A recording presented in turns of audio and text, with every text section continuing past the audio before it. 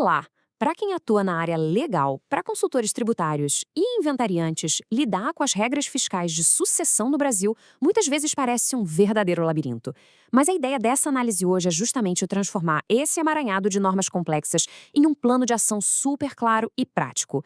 A gente vai dissecar as diretrizes oficiais da Receita Federal para o IRPF 2026, focando exclusivamente nas regras de espólio. Então, vamos direto ao ponto para entender exatamente como organizar essa papelada toda e garantir uma transição de patrimônio livre de dores de cabeça burocráticas. O nosso roteiro aqui é o seguinte: 1. Definindo o espólio. 2. Fases da declaração. 3. Responsabilidades fiscais e sucessão. 4. As regras de sobrepartilha. 5. Residentes no exterior e ativos. E 6. Evitando multas e erros comuns. Parte 1. Definindo o espólio. O ponto de partida é entender que, para o fisco, a pessoa física não desaparece magicamente após o falecimento. Os impostos, infelizmente, sempre sobrevivem. A identidade fiscal se prolonga através do que chamamos de espólio. É basicamente uma universalidade de bens e direitos, e aqui vai o pulo do gato. O espólio é um contribuinte totalmente separado do cônjuge mieiro, dos herdeiros ou legatários. Ele tem literalmente uma vida própria perante a Receita Federal até que toda a partilha seja finalizada. E olhando direto para as diretrizes oficiais da Receita, mais especificamente a pergunta 090, a regra é categórica. O espólio é quem assume a bronca de honrar as obrigações tributárias de quem faleceu. Para quem está com a mão na massa organizando os documentos, isso significa que o foco principal das declarações iniciais não são os CPFs individuais dos herdeiros, mas sim o próprio espólio. Parte 2. Fases da declaração. O ciclo de vida fiscal do espólio é praticamente uma peça em 3 atos. Começamos com a declaração inicial, que precisa ser entregue referente ao ano calendário do falecimento. Depois, enquanto o processo legal de inventário se arrasta e a gente sabe muito bem o que isso pode levar anos, entram as declarações intermediárias. Finalmente, chega a declaração final, que acontece no ano em que a decisão judicial transita em julgado ou a escritura pública sai. Cada uma dessas fases tem um papel exato e fundamental no cálculo do imposto devido. E olha só o rigor técnico exigido na última etapa, conforme descrito na pergunta 094. A declaração final precisa obrigatoriamente ser elaborada no computador, usando o programa gerador da declaração exato correspondente ao ano calendário em que a partilha foi efetivada. Ou seja, a documentação tem que estar redondinha para ser inserida neste software específico. Parte 3. Responsabilidades fiscais e sucessão. Chegamos num ponto crucial, a estratégia na hora de transferir os bens para os herdeiros. Se a transferência for feita pelo valor histórico, aquele que já constava na última declaração do falecido, não tem ganho de capital imediato. Agora, se a escolha for atualizar para o valor de mercado, o cenário muda. Essa diferença a maior aciona de cara um imposto de renda com alíquota de 15%. É um detalhe de planejamento tributário gigantesco. A pergunta 110 explica perfeitamente a mecânica disso. Se a rota do valor de mercado for escolhida, a atenção precisa ser redobrada. Aquele imposto de 15% sobre o ganho de capital tem que ser pago pelo inventariante em nome do espólio. E o detalhe mais importante para não ter dor de cabeça, esse recolhimento precisa ser feito antes da data de entrega da declaração final. Mas tem uma excelente notícia para os sucessores no meio de tudo. A lei estabelece um teto de responsabilidade bem rigoroso. Os impostos devidos pela pessoa falecida passam sim para os herdeiros, mas apenas estritamente até o limite do que eles efetivamente herdaram.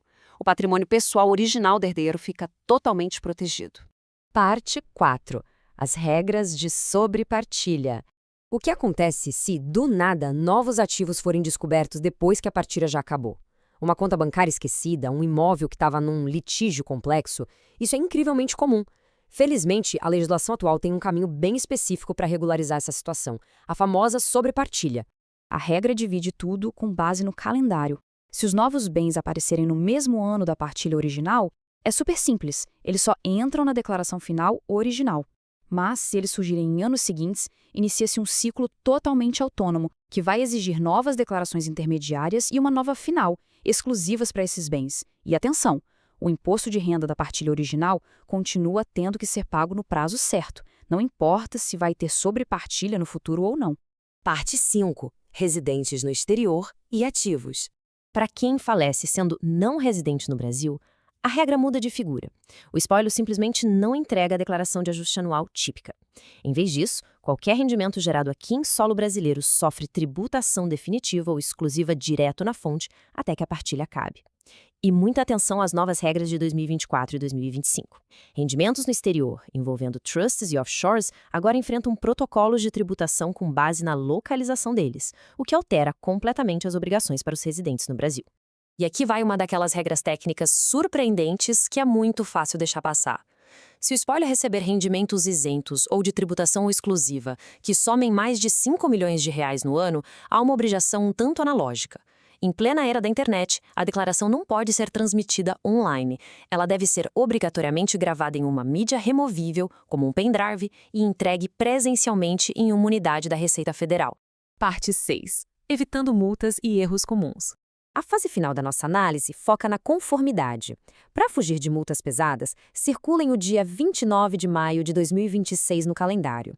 Esse é o prazo fatal para entregar a declaração final para partilhas que foram concluídas em 2025. E aqui está o maior choque para muita gente. O imposto apurado precisa ser pago à vista. Não tem essa de parcelar em cotas. O valor total vence integralmente na mesmíssima data da entrega da declaração. E para fechar com chave de ouro, vamos derrubar um mito gigantesco. Existe uma crença fortíssima por aí de que os gastos altos associados ao falecimento diminuem a conta do imposto do espólio. Isso não é verdade. Os regulamentos são claríssimos. Despesas com funeral, taxas de cartório e honorários advocatícios do inventário nunca possuem isenção ou dedução aplicável na declaração. A prova definitiva está documentada na pergunta 100 da Receita. Apenas as deduções normais de pessoa física, tipo despesas médicas ou educação do falecido que ocorreram antes do óbito, são permitidas. Tentar colocar o funeral ou os custos do advogado na declaração final é pedir para cair direto na malha fina. No fim das contas, organizar as fases, entender o cálculo dos ganhos de capital, respeitar as obrigações no exterior e cumprir os prazos à vista são os verdadeiros pilares para blindar o patrimônio. Uma documentação impecável garante que o legado passe adiante sem traumas burocráticos. Mas, com tantas regras mudando, especialmente para ativos internacionais, a gente fica com uma reflexão. Será que as estruturas sucessórias desenhadas hoje vão resistir intactas às malhas fiscais do amanhã? O planejamento não para nunca. Até a próxima!